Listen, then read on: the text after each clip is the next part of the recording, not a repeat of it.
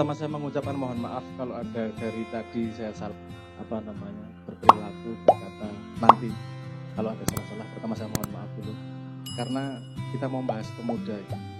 Nek bahas pemuda ini masuk formal sih. Bahwa pemuda ini ngobrol gayeng pekok kan tadi. Karena salah satu ciri pemuda adalah pekok. Lah iya. Loh, justru orang pekok itu berani mencoba banyak hal sehingga dia belajar banyak hal dari kegagalannya. Kan gitu. Kegagalan bukanlah hal yang hina. Kegagalan adalah keberhasilan yang tak terjadi. Lelek. Yuk gak apa-apa, gagal tuh gak apa-apa. Anda cari cerita siapapun orang tokoh sukses terkenal, pasti lebih banyak gagalnya daripada berhasil. Yang membuat dia dewasa dan membuat dia tumbuh adalah kemampuan bangkit dan mengambil ilmu dari kegagalannya. Kalau orang berhasil tanpa mengalami kegagalan, dia tidak akan menghargai keberhasilannya. Dan gitu. Jadi gagal itu penting.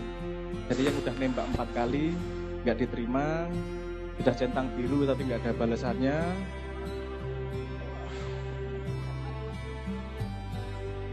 Ini kok langsung jerit-jerit ini pengalaman saat ini ya. Tidak sabar dulu, boleh bisa dicoba lagi ya. Nah, ini hari ini kita membahas tentang apa? Sumpah pemuda. Bukan pemuda yang menyumpah ya bahkan, tapi sumpah pemuda. Sebelum ngomong sumpah pemuda, kita ini dulu lihat pemuda. Pemuda itu seperti tadi salah satunya saya katakan pesusu. Kadang-kadang gusrak gasru. Banyak salahnya, ragilum disalahke, petentang biasa. Itu bukan kesalahan karakter, itu memang ciri dari generasi. Nah pemuda ini, ya aku tahu pemuda, saya sudah senior jadi pemuda, senior pemuda, pernah mengalami jadi pemuda istilahnya. Ya saya mengalami goblok-gobloknya seperti itu, tapi menyenangkan justru karena itu kita bisa banyak belajar. Nah kalau tadi Pak Wali mengatakan investasi nama, saya tak ngajak investasi yang lain.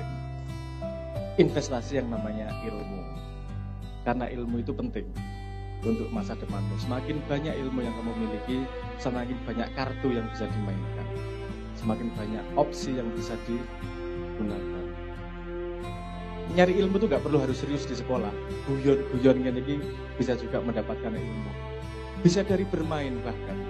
Bermain, ngobrol, gini-gini bisa dapat ilmu. Misalnya gini, ilmu tentang kelistrikan. Wah, ini tiba-tiba ngomong listrik. Di sini ada yang rumahnya nggak ada listrik, ada semua ya. Di rumah pakai itu nggak? Pakai pompa air nggak? Itu lebih boros mana? Hidup terus gitu atau hidup nyala gitu boros mana listriknya? Hidup nyala ya. Nah lihat nih, yang tua menjawabnya sama, yang pemuda jawabnya hidup nyala pasti lebih boros. Nah itu menunjukkan bahwa pemuda itu kesusu. Hidup sama nyala itu sama saja Bu. Kalau hidup mati ya beda. Kalau hidup nyala sama hidup terus itu gak ada bedanya. Lah kesusu arek-arek gini gitu. Pokoknya jawab hidup nyala. Karena saya bukan wali kota jadi nggak bisa ngasih 500.000 ya Pak ya, mohon maaf ya. Oh 600. Itu kita kadang-kadang senengannya kesusu kalau menangkap informasi belum mendengarkan dengan lengkap. Itu biasanya ciri-ciri anak kecil, anak muda, susah banget. Tapi memang itu bagian dari proses perjalanan. Nah misalnya gini, sekarang saya tanya yang tua-tua. Yang tua juga ada masalah kadang-kadang. Yang anak muda seharusnya tidak mengalaminya, yaitu mudah meremehkan apapun. Oh saya tahu ini, bahkan gitu. Oh saya tahu ini. Sekarang saya tanya lagi, ini guyon-guyonan aja nih. Di sini ada yang bisa ngitung dari 1 sampai 100 enggak? 1, 2, 3, 4, 5, bisa enggak? Coba. 1, 2, 3, 4, 5. Oke, saya percaya. Sekarang saya tanya, dari 1 sampai 100 angka 9-nya ada berapa? Anak SD bisa ngitung. Tapi saya tanyain nih, tua-tua kan gampang 1 sampai 100 tangan kiwa karo merem atau merem sebelah iso kabeh. Tangi turu langsung iso, mudah, tapi jangan diremehkan. Karena kadang-kadang ada ilmu di dalamnya yang enggak kita ambil, kan gitu. Saya tanya dari 1 sampai 100 angka 9-nya ada berapa? Hah? Ada 10, ada 9. Bengok 9, apa aja?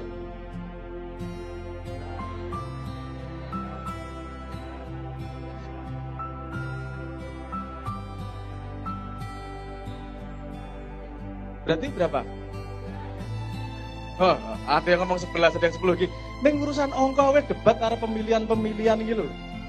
Ini urusan sederhana, angka dari 1 sampai 100 angka 9-nya ada berapa? Ada yang ngomong 10, ada yang ngomong 9, tadi ganti menjadi 11. Kalau ganti jawaban boleh nggak? Boleh, nggak masalah. Ilmu semakin berkembang, kadang-kadang jawabannya berubah. Berapa? 18. Wow, tambah 18, 11. Tuh. Saya kasih jawabannya. Jawabannya ada 20. Loh, dari mana? Coba. 9, 19, 29, 39, 49, 59, 69, 79, 89, 90, 91, 92, 93, 94, 95, 96, 97, 98, 99. Berarti berapa? 20. Wes belajar matematika meneh nek ora percaya. Iki si ono sing tak trimo. Enggak apa-apa, nanti coba dihitung di. Nah, ini menunjukkan gini. Kadang-kadang kita merasa tahu sesuatu, tapi sebenarnya enggak benar-benar tahu loh. Ada sesuatu di dalamnya yang lebih teliti di dalamnya. Ada yang sesuatu yang ternyata enggak sesederhana itu ya. Nah, ini disebut sebagai cara berpikir manusia. Cara berpikir cepat dan cara berpikir lambat. Cara berpikir cepat itu yang menghasilkan opini. Pokoknya nek ngene. Cara berpikir cepat itu paling banyak digunakan manusia, terutama pemuda, karena gampang, nggak berat. Berpikir cepat itu menghasilkan opini. Cara berpikir lambat adalah yang disebut sebagai cara berpikir logis. Dia tidak mudah menjawab, tidak langsung cepat menjawab karena dipikir mendalam.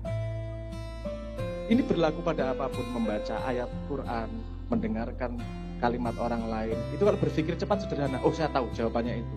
Tapi belum tentu benar loh. Kadang-kadang ada ilmu di dalamnya yang lebih yang lebih banyak ketika kita mau berpikir lambat. Nah, ada cara berpikir cepat, ada cara berpikir lambat. Sekarang kita masuk Sumpah Pemuda. Sumpah Pemuda itu termasuk cara berpikir cepat atau lambat.